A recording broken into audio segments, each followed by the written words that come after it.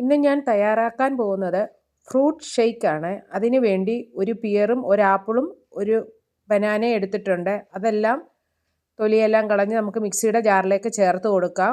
ഇതിൽ ഞാൻ പഞ്ചസാര ചേർക്കുന്നില്ല, നിങ്ങൾക്ക് വേണമെങ്കിൽ ചേർക്കാം. ഇതിലേക്ക് തണുത്ത 1 കപ്പ് പാലാണ് ചേർത്ത് കൊടുക്കുന്നത്. വളരെ സ്വാദിഷ്ടമായ ഒരു ഷെയ്ക്കാണിത്.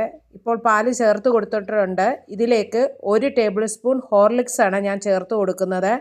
ഇനി നന്നായിട്ട് നമുക്കിതൊന്ന് ബ്ലെൻഡ് ചെയ്തെടുക്കണം. കുട്ടികൾക്കൊക്കെ വളരെ ഇഷ്ടപ്പെടുന്ന രീതിയിലാണ് ഇത് ഞാൻ തയ്യാറാക്കിയിരിക്കുന്നത്. ഇപ്പോൾ നന്നായിട്ട് ബ്ലെൻഡ് ചെയ്തെടുത്തിട്ടുണ്ട്. ഇനി നമുക്കൊരു സെർവിങ് ഗ്ലാസ്സിലേക്ക് ഒഴിച്ചു കൊടുക്കാം. ഇപ്പം നമ്മുടെ മിക്സഡ് ഫ്രൂട്ട് ഷേക്ക് റെഡിയായി. ഗാർണിഷിങ്ങിന് വേണ്ടി ഹോർലിക്സും നട്ട്സുമാണ് ഞാൻ ചേർത്ത് കൊടുക്കുന്നത്. ഈ വീഡിയോ നിങ്ങൾക്ക് ഇഷ്ടമായാൽ ലൈക്ക് ചെയ്യാനും ഷെയർ ചെയ്യാനും സബ്സ്ക്രൈബ് ചെയ്യാനും മറക്കരുത്. വീണ്ടും കാണാം പുതിയൊരു വീഡിയോ ആയിട്ട്. താങ്ക്